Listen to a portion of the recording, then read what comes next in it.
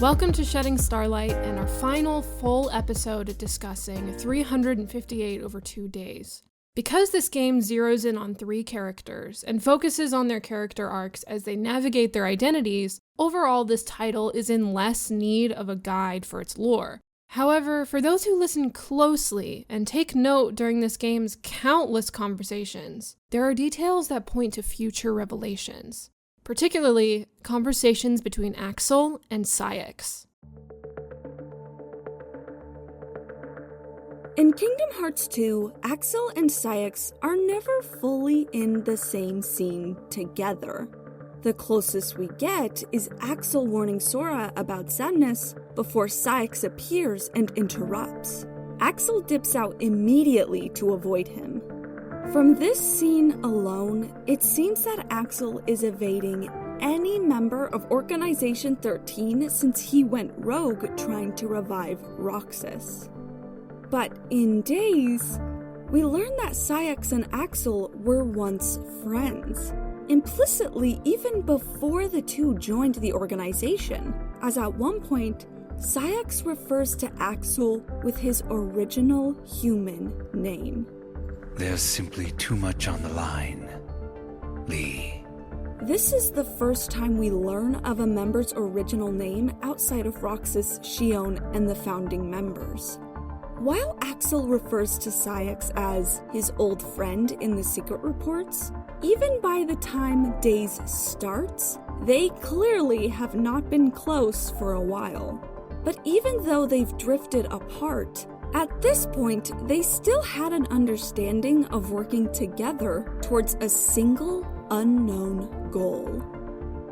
I can handle all the dirty work. You go all the way to the top. The two seem to be in a secret race against their own superior. The organization's goal was to complete Kingdom Hearts and use it to restore their own hearts, thereby reinstating their humanity. But in our season on Kingdom Hearts 2, we discussed suspicion among various members for Xemnas possibly having another secret agenda beyond this. Axel and Saix in particular are onto Xemnas. The two discuss the Chamber of Repose, the room where Xemnas talks to an empty set of armor, and its counterpart, the Chamber of Waking, the room they suspect lies in Castle Oblivion. Even though Xemnas designated Saix to be in charge of locating the second chamber, Saix sends Axel to search the castle under Xemnas' command as an excuse, when really the two want to subvert Xemnas in an attempt to understand what he's looking for and why. Xemnas has an agenda that he hasn't told to anybody. And we are bound to find some clues in the Chamber of Waking. And once we obtain those clues, we'll have the upper hand for our own objectives. This might remind you of Marluxia and Larxene, who also deviated from the organization for their own gain. However, Saix and Axel were way more stealthy when it came to navigating their own agendas within the organization. Axel, the known assassin of the group, was even able to take out 2 of the founding members, Zexion and Vexen, without raising suspicion against himself, all to help Saix gain Xemnas' favor. I knew the time would come when Vexen and Zexion got in your way. That's why I took the initiative and cleared the way to the top for you. Axel's efforts could explain why Saix, who is ranked 7 and not a founding member of the organization, is present in classified meetings with Xemnas and Xigbar. Meetings not just about Xion, but the entire Replica program.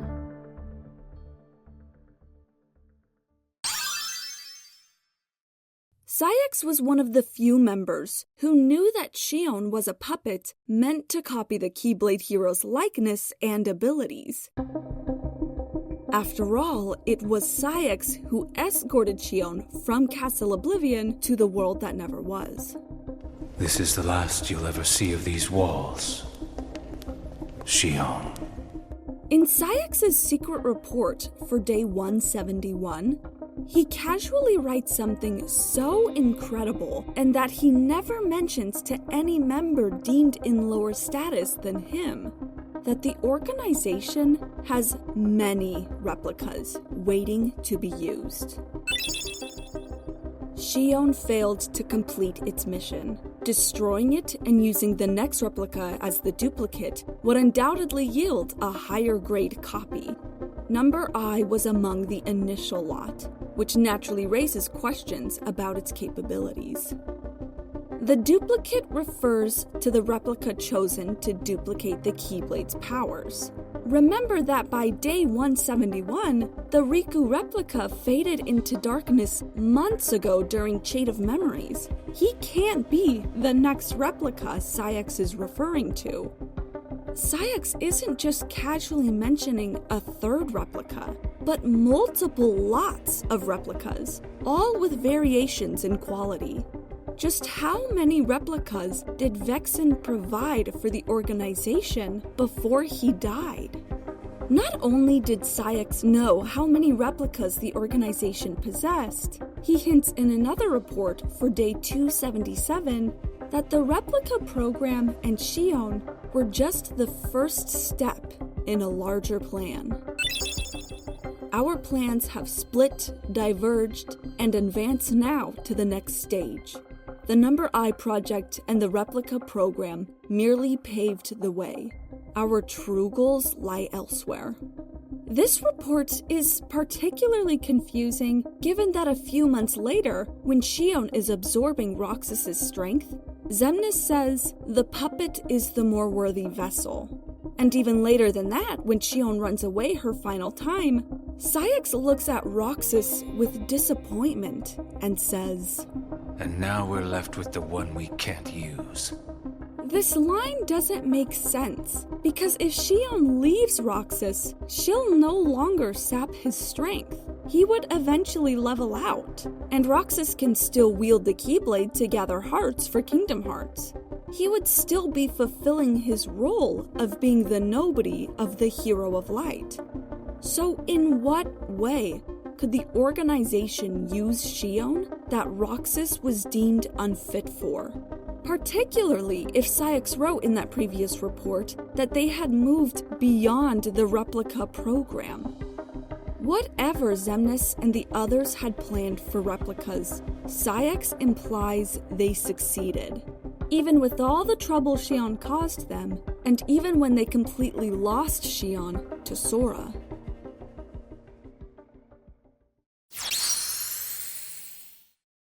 So, Saix and Axel were two members in Organization 13 who originally planned to stick together as they achieved their own secret goal.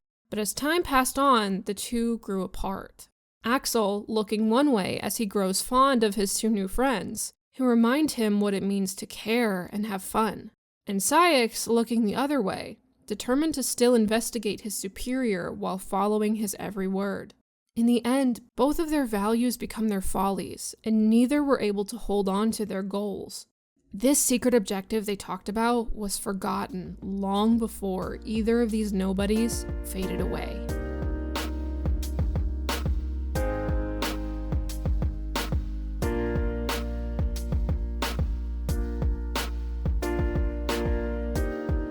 Mel, do you have a secret agenda against me? I mean, I'm not trying to possess you or anything. Are you trying to usurp me? No. Delete the files. Delete them. Clear the hard drive. Clear them all. Hi, Mel. Welcome back to Hello, our season finale on 358 over 2 days. Ooh. Crazy. Ooh. On the bright side, I have been wanting to write this episode since like the very beginning. Like, Hell I had this outline done first. Whenever I was bored, I was like, I'll work on this episode. That's great. It is such an interesting episode, and it sets up so much for the future. It's so, like, we got a little bit of that in Kingdom Hearts 2, but it's just like, here's a segue. Here's a good segue to my first point. It's like, it's so interesting how there are, like this, the organization introduces so many new characters, right? So many like interesting villain characters. And it's so cool how in like every game we've gotten since we've met them so far, we've learned more about like a handful of them and like their motivations. So like it's cool to have a group of people where like if you just pick one, you have a thread to follow. And it's like a different thread to follow with all 13 of them, which is crazy. Yes. 13's that's a lot of fucking characters. And it's a lot of people. Great. And they're all serving some sort of purpose. At least like, yeah, you know, we don't know the purpose of all of them right now, obviously, but like we are slowly learning more. Yeah. Mm-hmm. Yeah. I can't remember if I said this in Chain of Memories or if I said this during Kingdom Hearts 2. I seriously love every single member of Organization 13. Like, I do too. Every single one. They're all great. You get all the personality in their hair. They all have to wear the same outfit, so they had to make up for it with the hair. Yeah.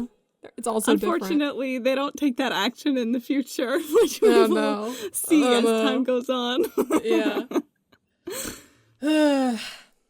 Okay, so here's what I fucking think is so interesting about Saix and Xigbar, which is like Xemnas' two right-hand men or whatever. Yeah. Mm-hmm. Is that they already know shit that nobody else knows. Like, they knew that Xion wasn't real. They already knew that. And there is still things that they are like, hey, psst, do you know what Xemnas is hiding? Hey, psst, yeah. Do you know what Xemnas is thinking? It's like, how many layers of like classification does Xemnas have?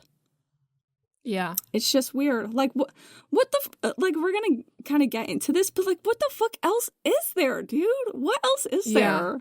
Yeah, because like Xigbar was looking for the Chamber of Repose, right, in Kingdom Hearts 2.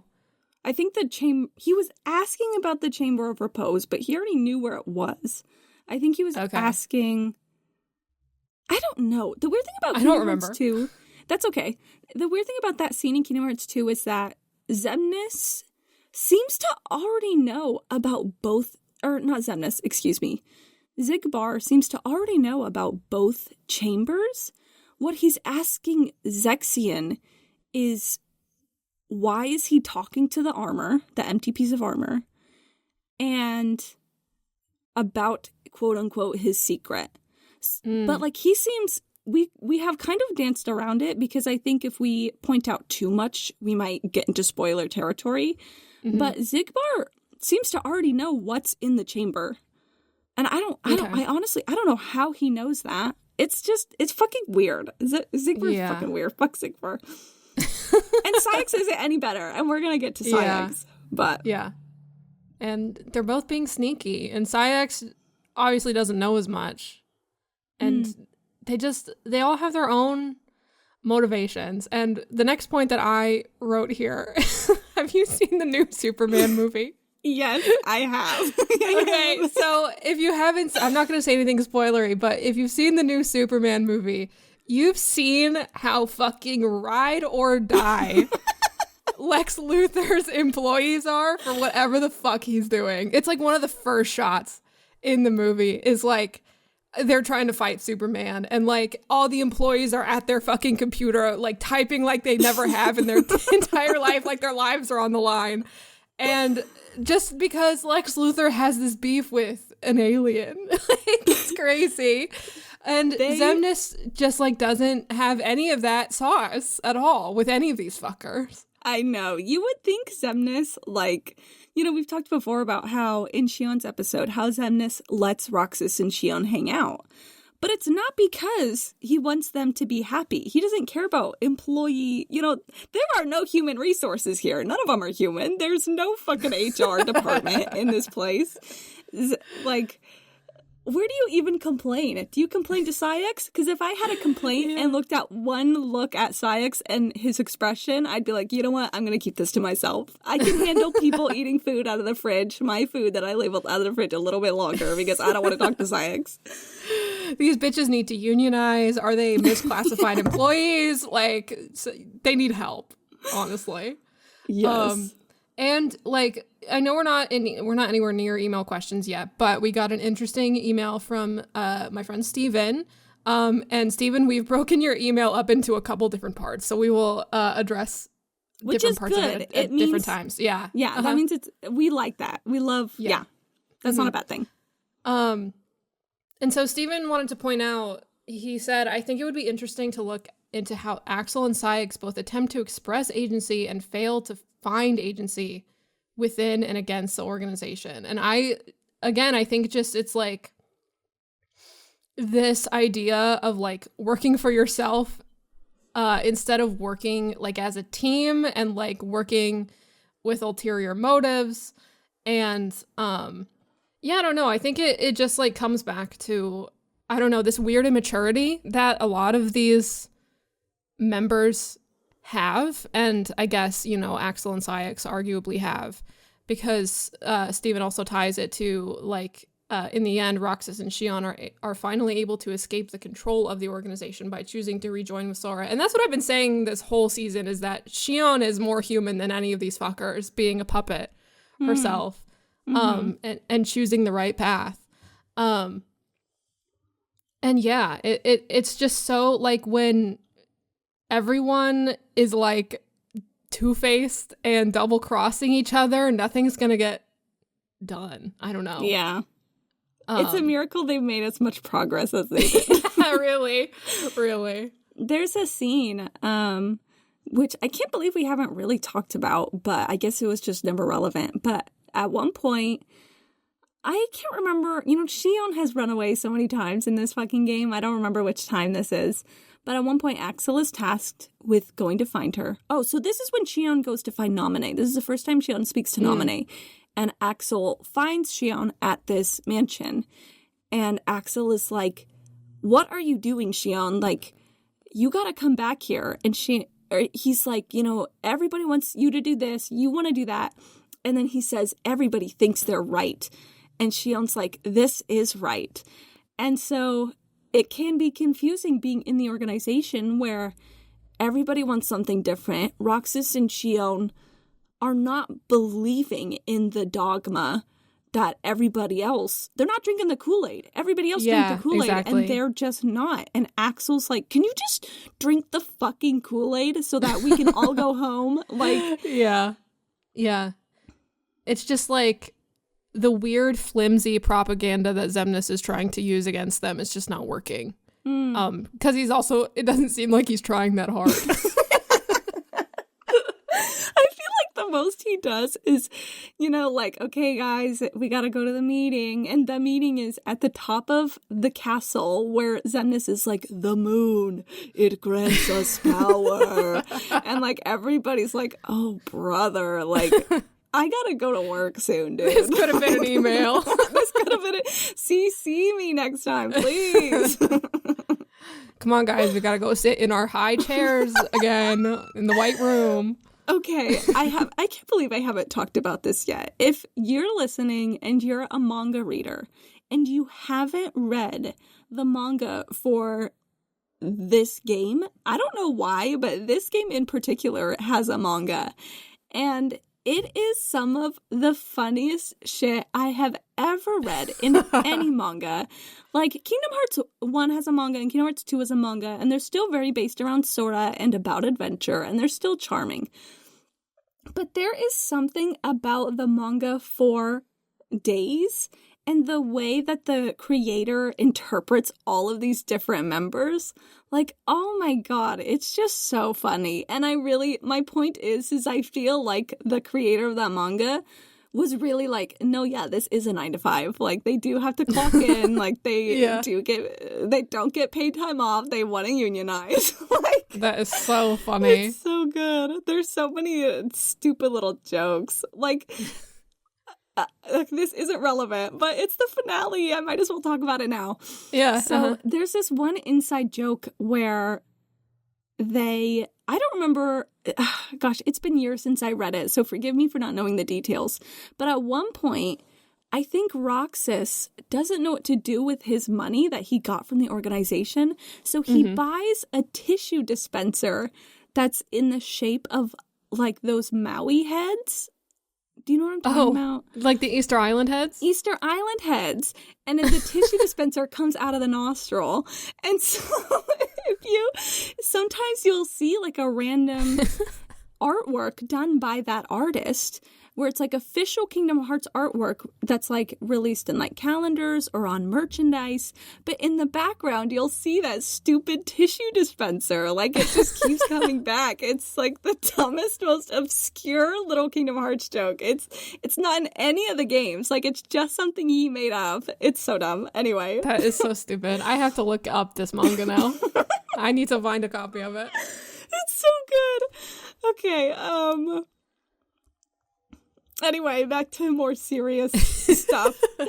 Back to Zegbar, womp womp. Xemnas, womp womp. Okay, so Zegbar and Xemnas, they both also write very vague and ominous things in their report, but they always kind of allude to things. They're not as direct. And what I think is interesting about Saix's secret reports is I think Saix strikes me as someone who is so uptight and is so by the books that he records the progress that they've made in all of their different goals and their research projects and all their the different things that they have rolling. And Saix, it seems to me like he's writing about all of it. And so I think I almost wonder if him, like in the story, if he's writing these reports about all these things that we're talking about, like the chamber and all these different replicas that we mentioned in the presentation. Like, I wonder if Xemnas and Zegbar look at these reports and they're like, Saix, why did you write this? Can you please fucking redact that? Like, they're not supposed to know. This is between us. You don't need to write this down. Yeah. Yeah. It's just interesting. It's so silly. It's just that, like, first of all, nerd for writing down every single detail, teacher's pet. Second of all, it's so, like, because they, like, whenever they join the organization, they tell them to journal. Right? Oh, yeah, you're right. They did tell Roxas. It's like, they do that, but like, it's so funny because it's like, here's your government assigned journal that the government definitely isn't going to read and definitely is private to you and you only, and only your eyes are going to see it. But turn it in at the end of the day. You know? And Roxas is like, okay. Okay.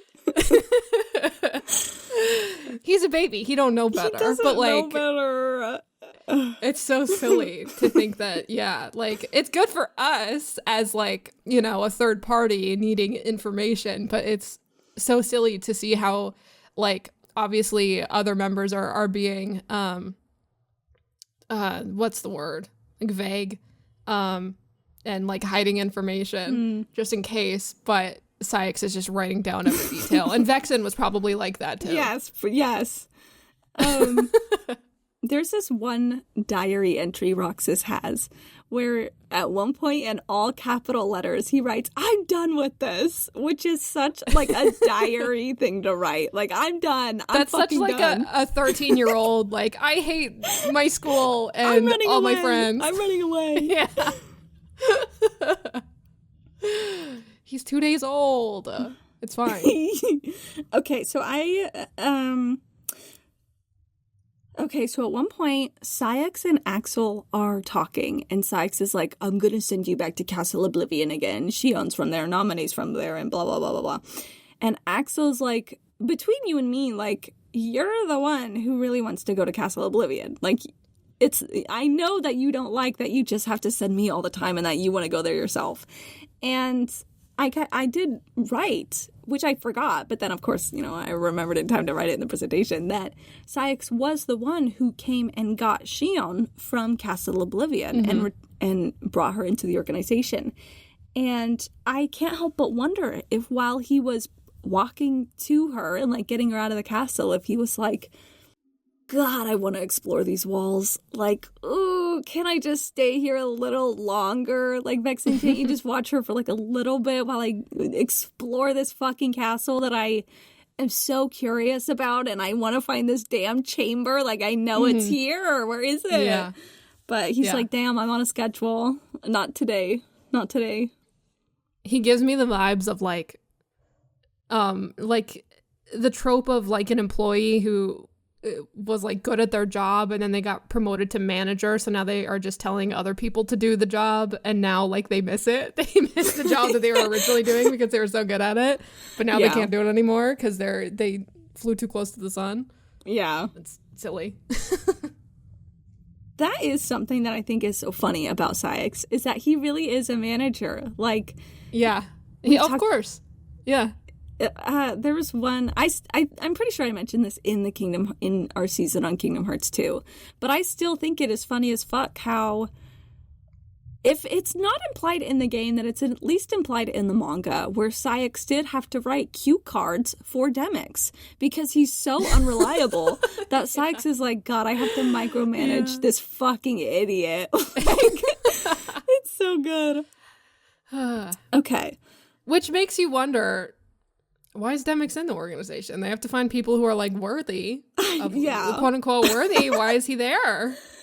Were they really that desperate? What number is he? I think he's like number 9 or something. I don't remember what number he is. I don't know. But I have no idea. This is the sort of thing I should know, but I don't care. I don't care. Saix is 7, Axel's 8, and then I think it's like Demyx, Luxord, Larxena, Malusia or something.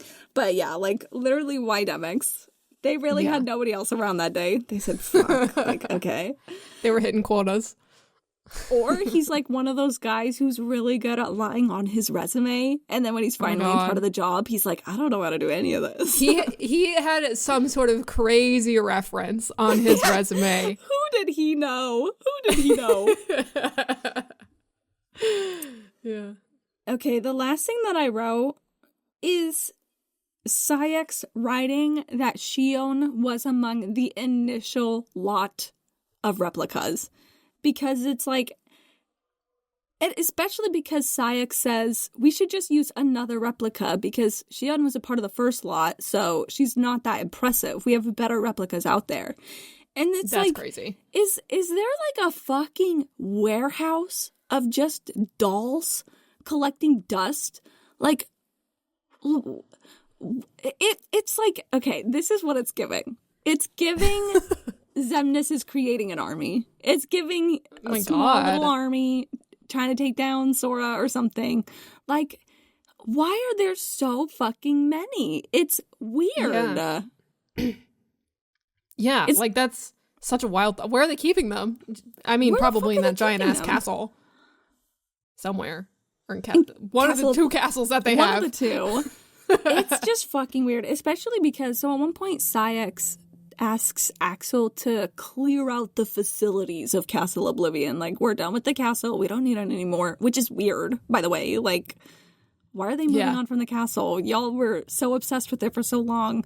You're still looking for the chamber, and yet you're moving all your facilities out? Like, what? Anyway, but I feel like if it is anywhere, it has to be at the castle that never was and not Castle Oblivion, because I don't know if Saix would want Axel to know how many replicas they have, especially because Saix did not tell Axel that Xion was a replica. Axel found out because he read Vexen's records. So I really don't know if Saix was ever going to tell Axel, if he was ever going to say, Xion's literally not real, like, get over it. Well, I guess he kind of implies. At one point, Saix is like, which do you prefer, Axel? A fake friendship or a real one? Which is so funny, because I think in that moment he was technically referring to Roxas or Xion, But it also felt like he was referring to the two kids versus himself. Like, if you stick with me, which we'll get into. I'm holding my tongue, but we'll get into it. Let's go to emails. Oh my god. Okay, so we have a couple questions from a couple different people. So we have our first one from Johan.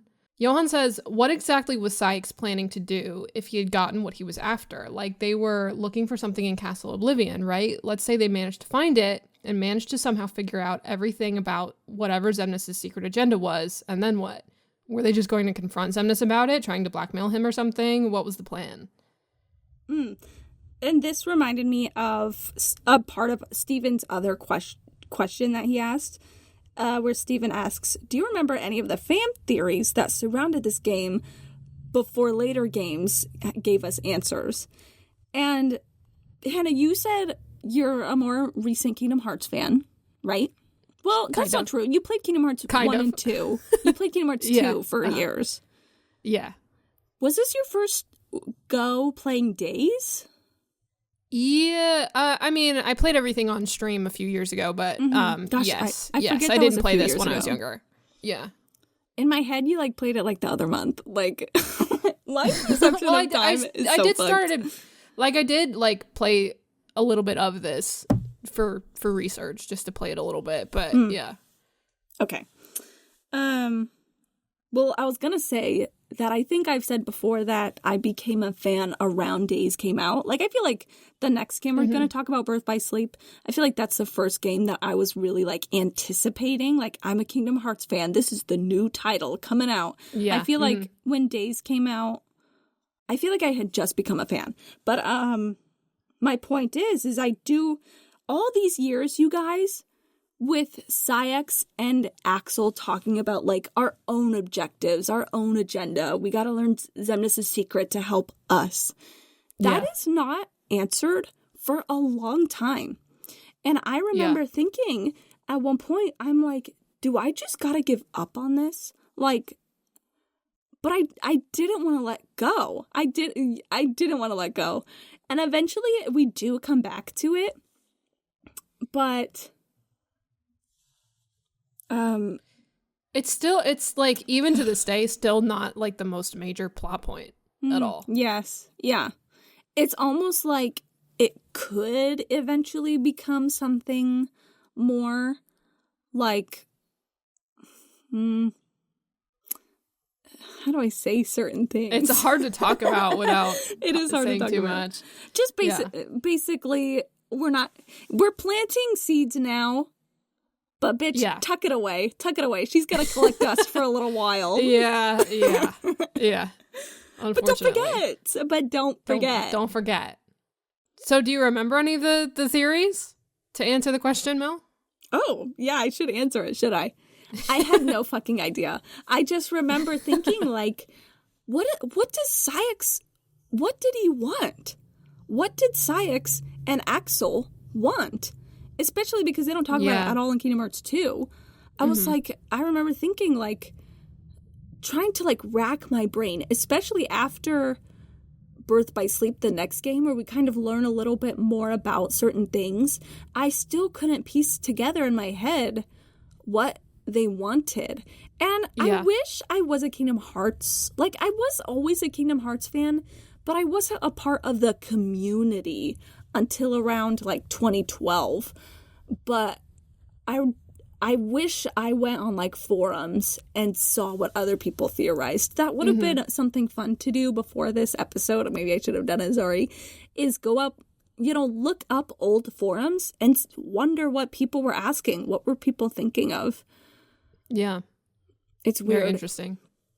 It's just weird. Like, it's frustrating because it just ends up being one of those things that's like, you just don't have enough information for it yet. Yeah. They just allude to something and you physically don't have the puzzle pieces to put enough things together. I hate that. Give me the answers. Give me the not pieces. To go on a tangent. I shouldn't go on this tangent, but go on the tangent. I feel like that's what a lot of theorizing about Kingdom Hearts is today with like Twitter and Tumblr and stuff like that. People trying to fit the puzzle pieces together in a way that makes sense in their head when they just don't physically have everything. And just like, because I feel like there's a lot of mysteries right now in the current state of the series, and it's like people trying to say like, oh, this person is secretly this person and this person is secretly this person, and like stuff like that. Which you might be thinking like, what? But like, it's people say anything. People say anything. And people have been saying anything for a long time. Like I've talked with other, theorists who have been around for a while, and like one of the prevailing theories about who Xemnas was in the Kingdom Hearts 1 secret boss fight was that it was like Sora from the future or something like that, which is so weird. But like people have been doing that since like the first few games came out. Anyway, this is not relevant to anything and we should move on. I will say though, I mostly agree with you. Yeah. I feel like Nomura has, I don't even know how to describe it other than like a language or like a dance where you have to, the only way to catch up with him is by following in his footsteps and letting him lead you in the dance, where there are certain things when writing this script, I do wonder if I was who I am now, because I think honestly, like, 10, 15 years ago, I wasn't that smart, like I would have just, I thought the lingering Will with brown hair, I thought he was Sora's dad because they have brown hair, that's the elementary level I was at. Yeah. And so I mean, that's all you have to go off of, like those sorts of things. Mm-hmm. That's what I mean. But I do think there are things when writing these scripts, I did wonder if I had the brain that I had right now, would I have been able to predict some certain revelations that come out? I don't know if I would have been able to, but I wonder at the possibility, because there are certain things where I'm like, oh, wow, Nomura has been planning this for a while, or, oh, wow, I know where this one revelation, this was the seed of that revelation that came to grow. Interesting. And so... yeah. And I feel like I see that in modern Kingdom Hearts, where there are little seeds in places that I feel like I'm connecting the dots if I'm not crazy or deluded, which I might be. I wasn't trying to. I wasn't shitting on you. I know. It's just like I see a lot of people writing like 500-page documents and sharing them in Discord servers, talking about what wild. They think is going to happen. And I'm not, when I say that, I'm literally not even exaggerating, by the way. It's crazy. What I think is so interesting is that, maybe I shouldn't say this,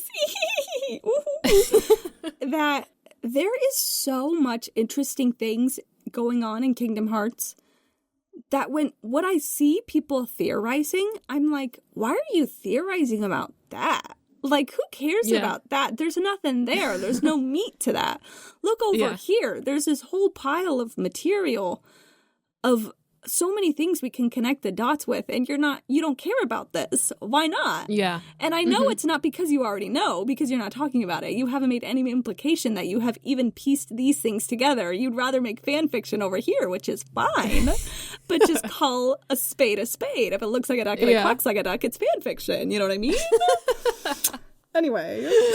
Oh my god. Anyway. I love the Kingdom Hearts community. We love you guys. Adrian, let's get to your questions, Adrian. Okay. Adrian has 3 questions. First one. Axel says he got rid of Zexion and Vexen to get them out of Saix's way. How do you think those two would have become an issue for Saix, especially Zexion? I love this question because I love talking about all the different members. I really do. Yeah. So Vexen, we talked before about how Vexen, I assume, maybe he wasn't, but I feel like it makes perfect sense for Vexen to be in the inner circle, like the Organization 4 or whatever, like the super secret Organization 4. The SSO 4. Anyway. But with Zexion is a couple ranks down, and he got sent to Castle Oblivion, and, you know, who is he? What the fuck does he do? He just has a spell book and knows how to, like, taunt people. But I do think that something that is really interesting about Zexion is his ability to sense people in Castle Oblivion, which didn't seem to be something that any other member had. Like, Axel didn't have that ability. Larxene and Marluxia never talked about that. Whenever anyone in Chain of Memories was like, Riku's made it to the end of the castle, or a version of Ansem just died, but it was not Riku, it was another, you know, whatever. Whoever is sensing whatever is going on in the castle, it's always Zexion. And so you have to wonder if Xemnas and Saix think, especially, well, I don't know if Xigbar thinks it's in Castle Oblivion, but if Saix and Xemnas think that this other chamber is in Castle Oblivion, is there any way that Zexion would have been able to sniff that out? Did he have any inkling? But maybe. Even then, I don't think... I almost want to say the answer's no to play devil's advocate, because I feel like if Saix had... Not Saix. If Axel had a thought that Saix knew where the chamber was, Axel wouldn't have killed Zexion. I'm so sorry. I'm calling everybody Saix. Let me restart. If Axel had an inkling that Zexion knew where the chamber was, that Axel would not have killed Zexion. He would have asked Zexion, do you know where the fucking chamber is? Because Saix and Xemnas want to know. So why would he... If Axel killed Zexion, then the question is not if Zexion knew where the chamber was, but did Zexion know about Axel and Saix's intentions, I think. Yeah. Yeah. That seems the most likely thing to me, like him being a tattletale. Yeah. Yeah. Was he a fucking narc? Probably. Was he a snitch? Probably. Vexen would have been, for sure. For sure. Yeah. Yeah, it's interesting to think about. Okay, question 2. Could Saix's animosity towards Xion also be related to what he's learned about Xemnas' secret plan, and not just him being jealous? Oh, you know what? I did misread this question, so maybe my answers are a little different than what I wrote down. Oh. But I still think... okay, go ahead. So, let me write down what I thought they said was the opposite, where it's not just that he learned about Xemnas' secret plan, but also that he was being jealous. So my answers were more about Saix's being jealous. And to that I want to say, which I will actually answer what they actually asked, I promise, Adrian. But Saix reminds me of Kingdom Hearts 1 Riku, where Riku in Kingdom Hearts 1 was really butthurt that Sora made new friends that were really goofy, and Sora was having a lot more fun. And Riku, butthurt, was like, well, fuck you. Like, then I'm going to go my own way and try and accomplish something without you. And in Kingdom Hearts 1 case, that accomplishing whatever was trying to save Kairi with using his own power of darkness. And I feel like Saix is like the adult version of that, where he's mad that his friend made new friends. And he's like, fuck you, then I'll do this myself. I don't need you anymore. Die, bitch. The parallels. Yeah. That is something that I don't think I even realized until writing this script, where I was like, wow, these two characters are a lot alike. It's too bad Saix had to die in Kingdom Hearts 2. We didn't get to see him have a little character arc, but whatever. Yep.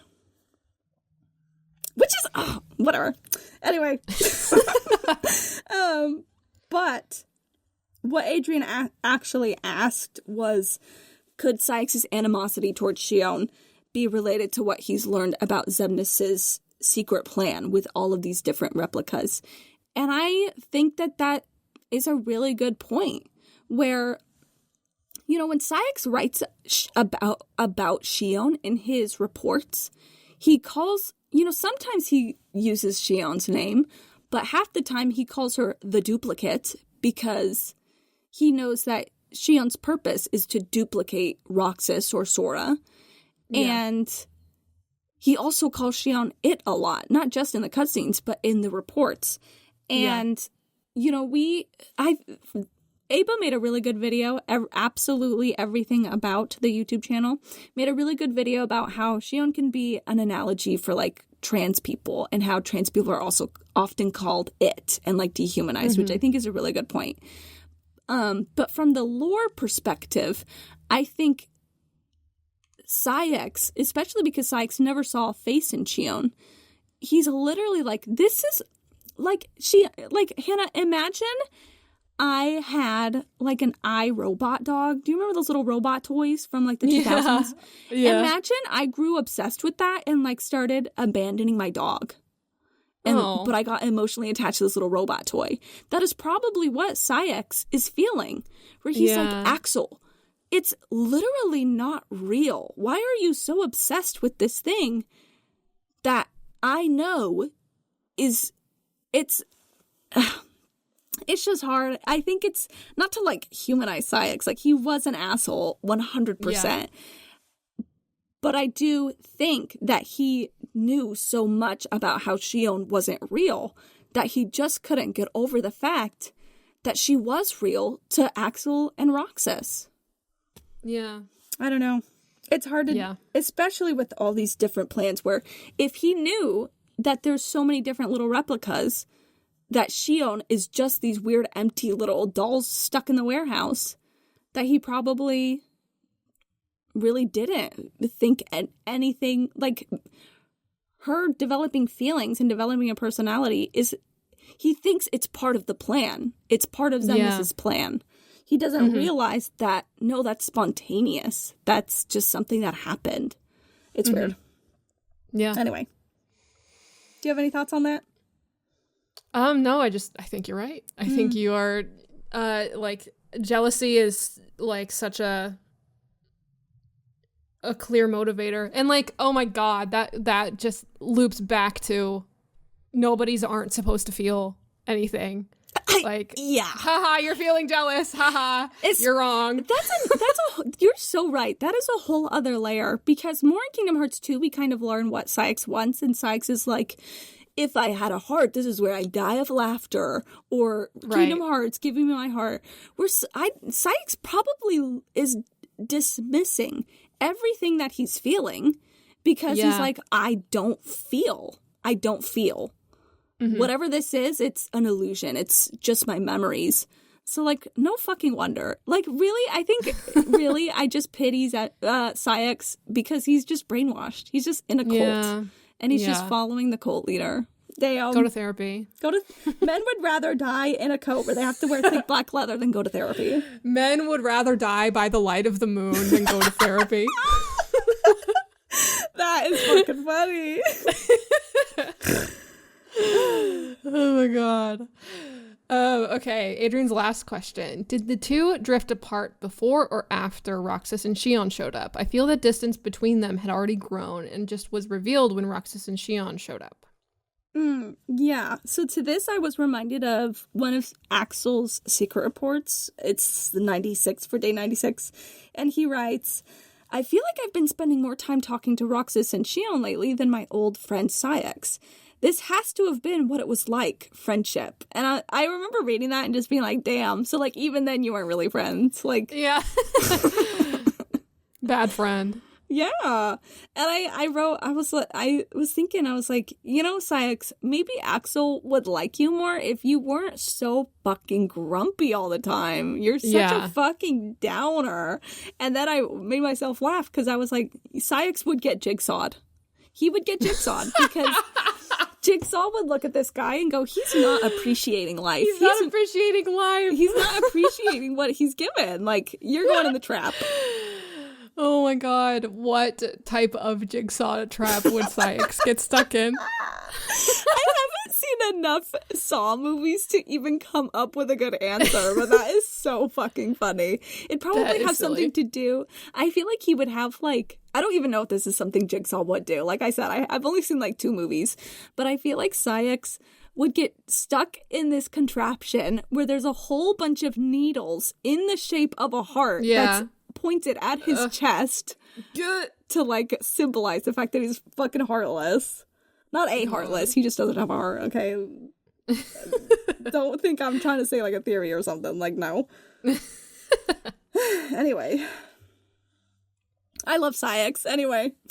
I love Saix, too. Okay, so from Hannah's friend Steven asked one more thing. And Steven asked, a lot of the organization seem to be made of young adults or not quite adults trying to be adults. And Axel and Saix are good examples. How do you think the faux, thank you. How do you think the faux maturity of the organization members highlight the maturing that Roxas and Shion go through? I think, so I read this. It's such a great, like, observation of, like, the themes of the entire series. Yeah. I think it just really highlights that, like, working for yourself, having your own motives, being selfish, and being dishonest with others, you know, the traits that all of these organization members are exhibiting, versus working together for the greater good and towards a common goal with Shion and Roxas. It's just, that's like the whole thing of this series, is like, friends are our power, and like, we need to work together for the betterment of everyone instead of you know, being selfish and taking things for yourself and being dishonest and lying and blah, blah, blah, blah, blah.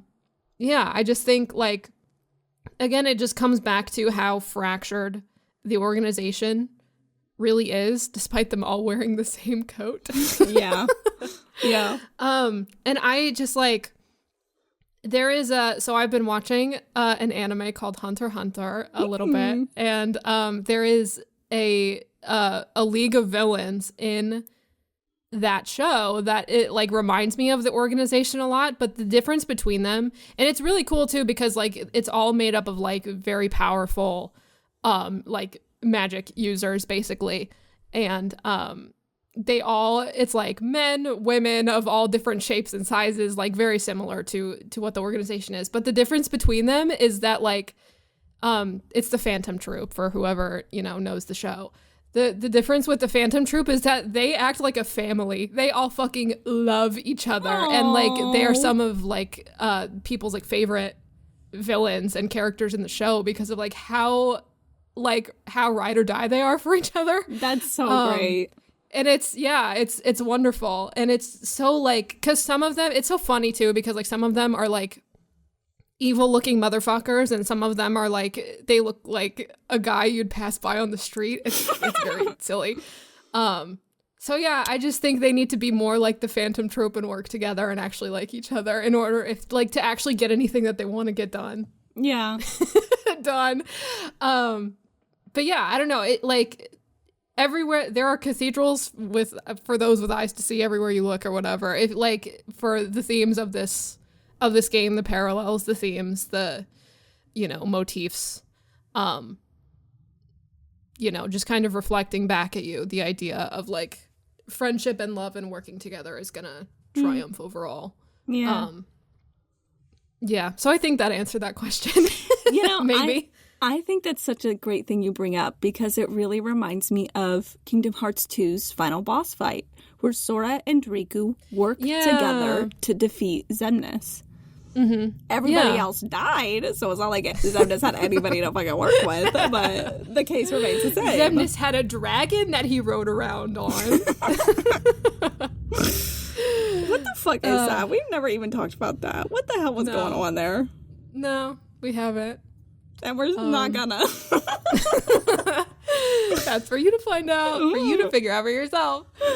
Okay, well, that's it for this discussion. And for this season. Oh my god. Yeah. Wow. I love this game. This is a great game. I do too. I love Shion. We didn't talk about Shion enough. No, we this didn't. episode. Another episode. Well, our next game is Birth by Sleep, which is September 15th, I believe. Yes. Right? Correct. If there's no delays, for whatever reason. God forbid. I'm already like, I was thinking yesterday, I was like, I gotta get up my Birth by Sleep cutscenes, my gameplays. Yeah, I can't wait. I'm actually gonna play through the game. I can't wait to do it again. I fucking love Birth by Sleep. It's one of my favorites. And you guys, it's a tank. It's a tank of a game. It's a lot. So the interesting thing about Birth by Sleep, if you're listening in and you haven't played it yet, if you're playing the games while listening to the podcast, there might be some people out there. You never know. Mm-hmm. So Birth by Sleep is played a little bit different. It's a little bit more like Chain of Memories with Sora's route and Riku's route. Birth by Sleep is like that. Birth by Sleep has 3 different routes that you play through. And we kind of recommend that you play them in a certain order if you haven't yet. You know, chances are you have a friend who's like, this is what you do. And go with your friend. But if you don't have anybody, if you're playing this on your own, Hannah, what do you suggest? So we came up with a way to kind of tell you what to do without spoiling anything. So if you're hearing this without having started the game yet, there's 3 different routes. We recommend doing, this is going to make sense when you start the game. It's not going to make sense right now. Yeah. But we recommend starting with the green route and then going to the orange route and then last the blue route. And that is the most important part, is that you do the blue route last out of the 3 of them. Agreed. Yeah. I'm so excited. Oh my God. I'm so excited too. So last episode, I accidentally said a spoiler and we had to edit it out. And one of the comments was like, I'm so glad you guys didn't say a spoiler. And I'm like, I literally did. I literally did. That's editing magic, baby. And I'm just so excited. There's going to be so much. Like, even if this game itself doesn't have that much meat, which it does, there's going to be so much we can go back to and talk about from past seasons and like bring it back and go, oh my God, I'm so excited. I'm so excited. Anyway, Birth by Sleep. So send your questions about, I guess, any of Birth by Sleep. Yeah, literally fucking anything. I will say, I wanted to say this. So I'm pretty sure our first topic is going to be about that game's villain. I think it's... Okay. I personally find it's always a really good starting spot, especially in Kingdom Hearts. Maybe not for other franchises, but in Kingdom Hearts, starting with the villain and talking about the villain and how the villain, their effects ripple throughout the series and the different things we can talk about that they've kind of affected without us knowing. Those are things I'd like to talk about. So if you particularly have any questions about the villain of Birth by Sleep, send them in. It could be about anything. Send them in. Yep. sheddingstarlight@gmail.com. Clock it. Yes. Yes. So I think that's it. If you liked the episode, feel free to give us a little review. Feel free to subscribe on YouTube. Give us a little like, a little comment on YouTube. Something I haven't said in a while. If you're enjoying the show, word of mouth. Tell a friend about the show. Yes. For real. If you have a friend that you want to get into Kingdom Hearts, this is a great, we're like, what? We're getting into our 5th game now? We're stacked with info just for your friends that don't understand the lore. So yeah, tell a friend. They've got a guide guiding them through the games. I gotta tell you, Hannah, I'm getting hungry. I'm getting hungry for the power and for the fame. And I just love this podcast so much and I have so much fun working on it that I'm like, I want more people to know about it because I'm so proud of it, you know? I know. I'm like both me and Mel, like, will message each other randomly being like, oh, I'm so proud of our show. Our show's so great. What were you going to say? I don't know if you noticed this, but I went to Blue Sky the other day and I was like, you know what? I'm going to start posting more on Blue Sky because I want to talk more about this podcast and the process. Because like when I'm writing scripts, I have like live thoughts that I like want to put out into the world. And I'm like, I gotta, I want to talk about, it's chances are my Blue Sky nor my Twitter will be spoiler free. So maybe don't follow them but if you already know the spoilers, like maybe check us out. Give us a follow. Like, okay, you know what? Let me actually do this. I'm not used to this, but let me actually say where you can find us at. You can find me at KH Nyctophiliac on Blue Sky, and Nyctophiliac just means lover of the dark. Okay, it just means someone who likes the dark, likes the darkness. I thought of that username when I was a little emo teen. Okay, that's it. I love it. And the same on Twitter if you prefer Twitter. You know, either way. Hannah, what about you? Yeah, so I'm at Han McKinley on pretty much everything on Twitter, Blue Sky. Instagram has 2 N's in Han if you're interested in that at all, but also on YouTube and whatever else. I don't have anything on YouTube, but in case you want to subscribe to an empty channel, go for it. And I'll put those links in the description. So if you are curious about that. Because if we have, live thoughts about this next game about Birth by Sleep, you might get some teasers of what we're thinking, of what we're shooting the shit. I've also been, recently, every time I come across something on Twitter, like a meme or something, that somehow happens to be relevant to what we're talking about. I noticed this. I just will quote tweet it and say new Shedding Starlight on Monday. Like the most recent one is a Tumblr quote or a Tumblr text post that says, every time I ask one of the youths TM to explain vibe check to me, they hit me with some sort of improvised weapon. And it's a picture of Diz and Roxas and Shiona nominate. It like over the text post. It's so stupid. So every time I see something like that, I do that. So fucking funny. Oh my god. Well, shit. That's it. Right? Birth by Sleep. September 15th. By Sleep. September 15th. 4 Mondays from now, I think. 4 or 5 Mondays from now. Start the countdown. That's all we got for today. Thank you all for listening, and we'll see you in the Starlight.